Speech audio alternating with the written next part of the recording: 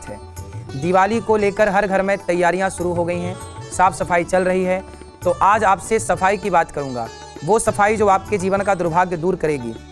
रूप चौदस और काली चौदस की बात करेंगे, नरक चतुर्दशी की बात करेंगे और नरक चतुर्दशी की कहानी पे बात करेंगे। आज का उपाय सफाई से जुड़ा हुआ। सबसे पहले दीपावली के पहले पूरे घर को साफ सुथरा करना चाहिए। गाय के गोबर की उपलब्धता हो तो गाय के गोबर से सब लीप करके आंगन को, पूरा घर, क्योंकि आज सब जगह गाय का गोबर नहीं है और आपके घर में टाइल पत्थर मार्बल लगा हुआ है, तो आप थोड़ा सा गाय का गोबर ले आएँ और जहाँ आपका मंदिर है वहाँ उस जगह को गाय के गोबर से लीप करके साफ सुथरा कर लीजिए। और दीपावली जो है उसकी तैयारियां आज से ही स्टार्ट कर दीजिए।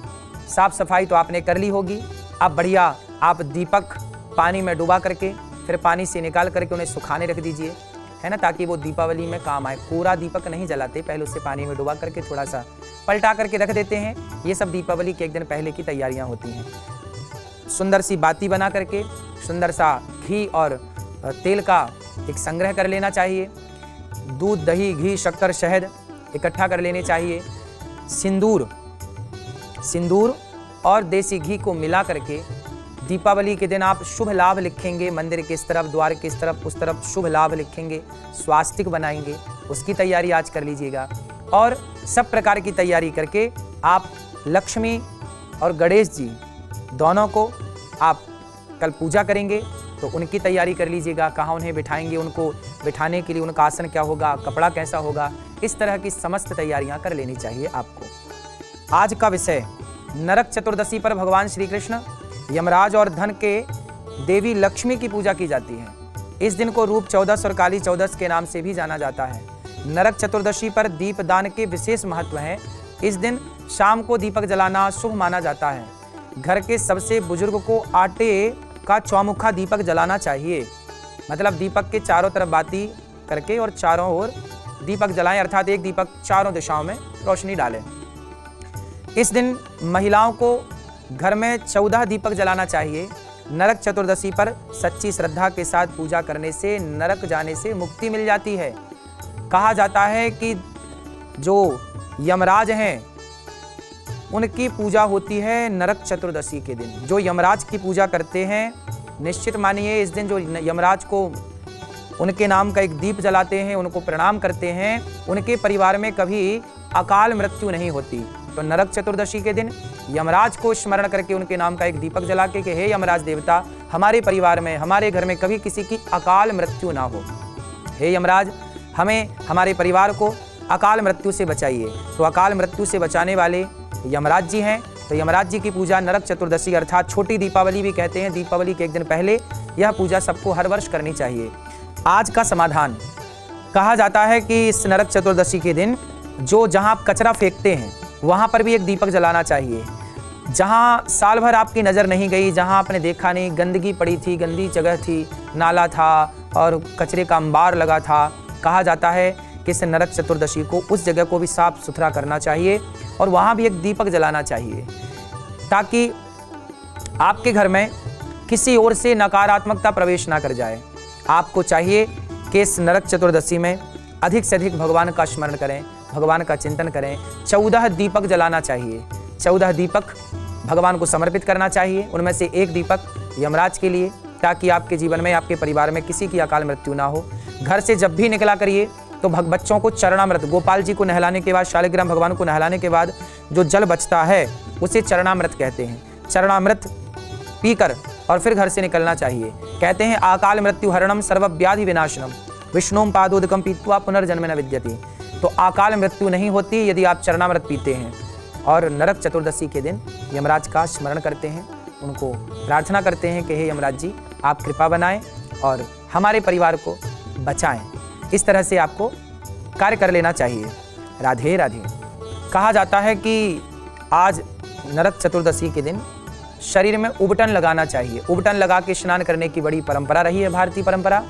उबटन लगा करके आप स्नान करिए और प्रेम पूर्वक इस दिन बड़े प्रेम से वामन भगवान की पूजा होती है। तो वामन भगवान राजा बलि के द्वार पर थे और राजा बलि के द्वार से लक्ष्मी जी भगवान को लेकर के गईं, तो वामन भगवान का भी पूजन होता है। वामन भगवान का स्मरण करके वामन भगवान से कहिए कि प्रभु जैसे राजा बलि पर कृपा करने पहुँचे हैं ऐसे इस दासी पर, इस दास पर कृपा करने के लिए आएँ और आप भी कृपा करके अपने चरण हमारे मस्तक पर पधराएं, मस्तक पर रखें। कल की तैयारियां आज ही आपको करनी चाहिए। आज ही आप लक्ष्मी गणेश जी ले आएं, प्रेम पूर्वक उनको एक सुंदर स्थान में रखें और उनकी पूजा की तैयारी करें। बतासा है, लाई है, पटाखे हैं, ऐसे पटाखे बिल्कुल ना लाएं जो बच्चों को नुकसान पहुंचाएं, प्रकृति को नुकसान पहुंचाएं। ऐसे पटाखे का प्रयोग करें जिससे बच्चों को खुशी भी मिल जाए और किसी प्रकार से किसी को नुकसान ना हो। तो ऐसे पटाखे का चयन करें जो बच्चों के लिए अनुकूल हों।